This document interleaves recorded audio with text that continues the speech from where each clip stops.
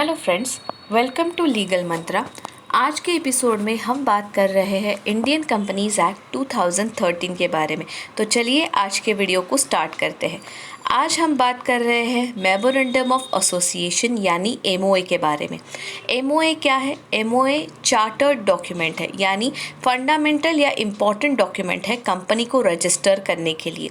क्यों इम्पॉर्टेंट है? क्योंकि Memorandum of Association contains rules and regulations regarding constitution, activities and the objects of the company. So memorandum हमें company का base ready करके देता है और इसीलिए हम मेमोरेंडम को कॉन्स्टिट्यूशन भी कंसिडर करते हैं। ऐसा कहा जाता है कि country is ruled by constitution, similarly the company is ruled by the constitution of a company, that is memorandum of association.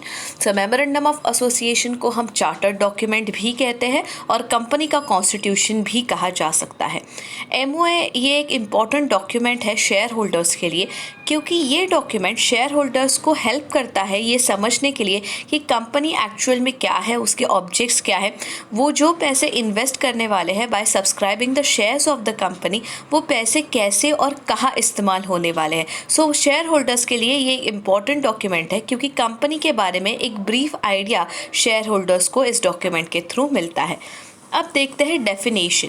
Section 2 subsection 56 of the Indian Companies Act memorandum को define करता है। तो मेमोरेंडम क्या है? Memorandum means the memorandum of association of a company as originally framed, यानी जो registration के time हम मेमोरेंडम ऑफ एसोसिएशन को फ्रेम करते हैं और रजिस्ट्रार से उसे रजिस्टर करके लेते हैं, उसे हम कहेंगे मेमोरेंडम। और इसी के साथ जब भी हम अपने मेमोरेंडम में अल्टरेशन करते हैं यानी एडिशन या डिलीशन करते हैं, तो जो भी नया अमेंडेड मेमोरेंडम का कॉपी हम रजिस्टर करके लेंगे जो प्रीवियस कंपनी लॉ के अंडर रजिस्टर हुआ है या इस कंपनी लॉ के अंडर रजिस्टर हुआ है, उन सारे डॉक्यूमेंट्स को हम मेमोरेंडम कंसिडर करेंगे। आगे बढ़ते हैं कंटेंट्स की तरफ। मेमोरेंडम ऑफ एसोसिएशन के 6 कंटेंट्स है, यानी 6 क्लॉजेस हमें मेमोरेंडम ऑफ एसोसिएशन में लिखने पड़ते हैं जो कंपनी के बारे में पूरा डिटेल बेस या जानकारी देते हैं। तो सबसे पहला क्लॉज है नेम क्लॉज, उसके बाद है रजिस्टर्ड ऑफिस क्लॉज, उसके बाद है object clause, liability clause, capital clause और सब्सक्रिप्शन क्लॉज। अब हम हर एक पॉइंट को अच्छे से पढ़ेंगे। तो शुरुआत करते हैं नेम क्लॉज से।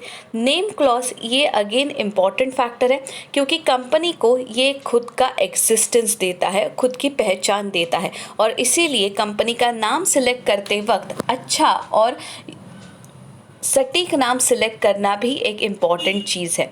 अगर हम कंपनी जो रजिस्टर कर रहे हैं या इनकॉर्पोरेट कर रहे हैं वो अगर पब्लिक कंपनी है जिसका लिमिटेड लायबिलिटी है या if in case of a public company having a limited liability, तो ऐसे कंपनी को आपके नाम के आगे लिमिटेड शब्द का इस्तेमाल करना पड़ता है।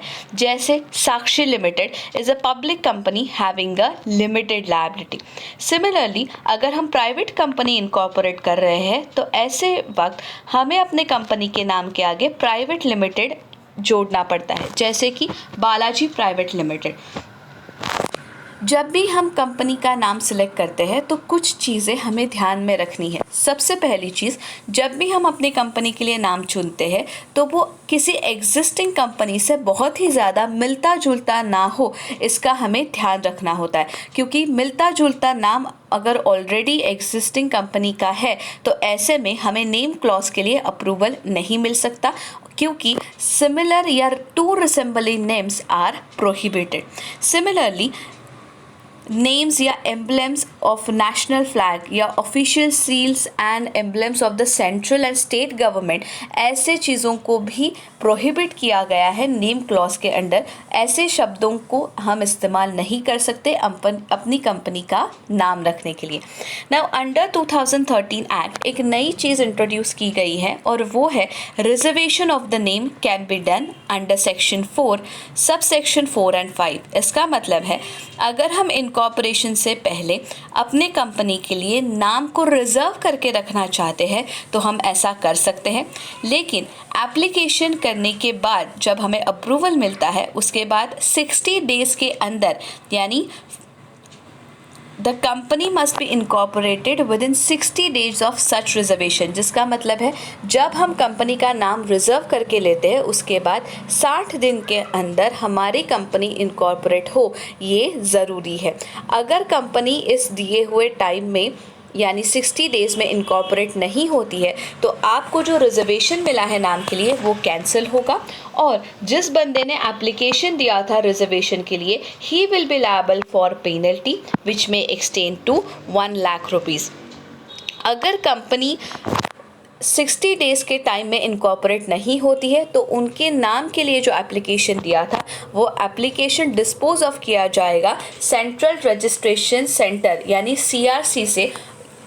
इसमें ROC नेम को कैंसिल नहीं करता या आपके एप्लीकेशन को डिस्पोज ऑफ नहीं कर सकता। In case of a non trading company central government may permit to drop the word limited, यानी अगर हमारी कंपनी नॉन ट्रेडिंग है तो ऐसे में सेंट्रल गवर्नमेंट आपको परमिट कर सकता है कि आप लिमिटेड इस शब्द का इस्तेमाल ना करें। Once the name is registered, it must be printed or affixed outside every office। यानी जब आपका रजिस्टर हो जाता है कंपनी का तो आपके कंपनी के हर ऑफिस में आपके कंपनी का नाम एफिक्स या प्रिंटेड मोड में दिखना चाहिए।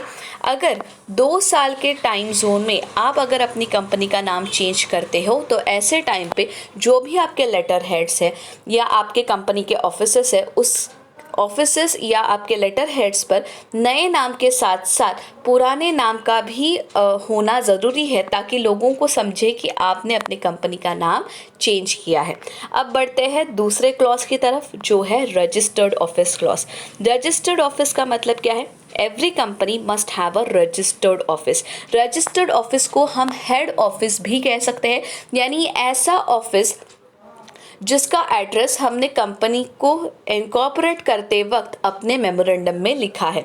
सो at the time of the registration company में mention the state in which the registered office shall be situated. So अभी तक अगर हमारा लोकेशन फिक्स नहीं हुआ है तो ऐसे वक्त जब आप रजिस्ट्रेशन कर रहे हैं कंपनी का, ऐसे वक्त आप स्टेट का नाम दे सकते हैं कि हम अपने कंपनी का रजिस्टर्ड ऑफिस महाराष्ट्र में जो है वो इस्टेब्लिश करेंगे या गुजरात में जो है वो इस्टेब्लिश करेंगे। अगर हम पूरा एड्रेस देते हैं तो चलता ही है, लेकिन अगर हमारा ऑफिस प्रीमाइसेस अभी तक तय नहीं हुआ है तो कम से कम किस स्टेट में हम अपना रजिस्टर्ड ऑफिस रखने वाले हैं उस स्टेट का नाम मेंशन होना ज़रूरी है।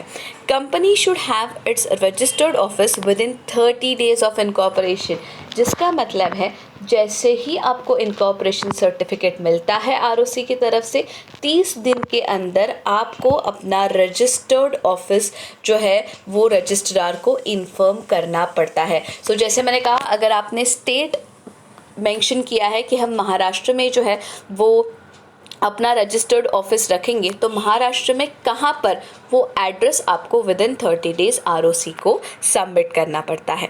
Next clause is object clause. Object clause क्या है? ऑब्जेक्ट क्लॉज शो करता है आपके कंपनी का पर्पस कि प्रमोटर्स ने एक साथ आके कौन से ऑब्जेक्ट्स से किस पर्पस के लिए कंपनी को इनकॉर्पोरेट किया है।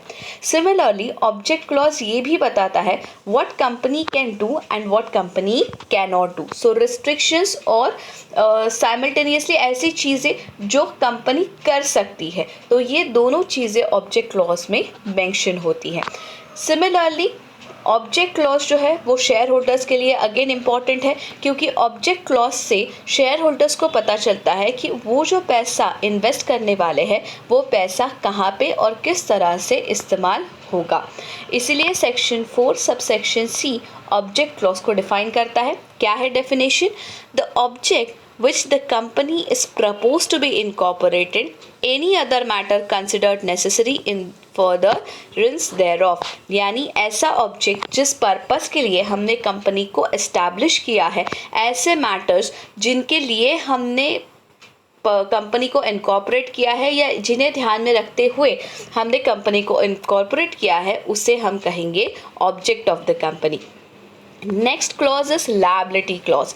लायबिलिटी क्लॉज जो है it states the nature of the members liability, यानी मेंबर्स की लायबिलिटी टुवर्ड्स थर्ड पार्टी कैसे होगी, ये लायबिलिटी क्लॉज में मेंशन होता है। अगर हमारी कंपनी लिमिटेड लायबिलिटी है then it must specify whether it is limited by share और whether it is limited by guarantee. Limited by share का मतलब है जितने आपके पास शेयर है उतनी आपकी लायबिलिटी होगी, एंड लिमिटेड बाय गारंटी का मतलब है जब आप शेयर्स को सब्सक्राइब करने के लिए एप्लीकेशन फॉर्म भरते हो और जब आप शेयर्स को सब्सक्राइब करते हो at the same time company आपको एक गारंटी फॉर्म देती है जिसमें आप विलिंगली लिखते हो कि आप कितने गारंटी कंपनी के लिए लेना चाहते हो, weather it is 1%, weather it is 2% और व्हाट्सएवर। सो आप खुद से अंडरटेकिंग देते हो कि आप कितने परसेंट के लिए गारंटी लेना चाहते हो। So when you are having your company is having a limited liability, it must specify in the liability clause that whether it is limited by the shares or whether it is limited by guarantee. In case of absence of this clause, it will be considered that the company is having an unlimited liability. So अगर हमारे memorandum में liability का clause mention नहीं है तो ये समझा जाएगा कि हमारी कंपनी में जो भी शेयर होल्डर्स है उनकी liability unlimited है। Next is capital clause. Of course, a very important point.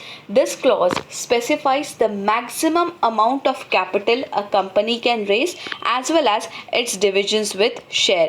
यानी कितना कैपिटल कंपनी जो है वो रेस कर सकती है और उसमें से कितना कैपिटल कंपनी शेयर्स में कन्वर्ट कर सकती है, इसके बारे में हम कैपिटल क्लॉज में लिखते हैं। Next is subscription clause. Subscription clause को एसोसिएशन क्लॉज भी कहा जाता है, यानी here the details of the subscribers of the memorandum are given stating their intention for forming this company। यानी जो हमारे मेमोरेंडम के सिग्नेटरीज़ है, जो हमारे फर्स्ट सब्सक्राइबर्स हैं, उनके डिटेल्स हम सब्सक्रिप्शन क्लॉज में देते हैं अलॉन्ग विद द इंटेंशन कि क्यों उन्होंने कंपनी किस इंटेंशन से किस पर्पस से इस कंपनी को स्टार्ट किया है, ये हम सब्सक्रिप्शन क्लॉज में लिखते हैं। और इसी तरह से हमने मेमोरेंडम के क्लॉजेस पढ़े हैं। अगर आपको ये वीडियो पसंद आया हो तो लाइक कीजिए, कमेंट कीजिए, शेयर कीजिए और चैनल को सब्सक्राइब करना मत भूलिए। अगली वीडियो में जल्द ही मिलेंगे नए टॉपिक के साथ।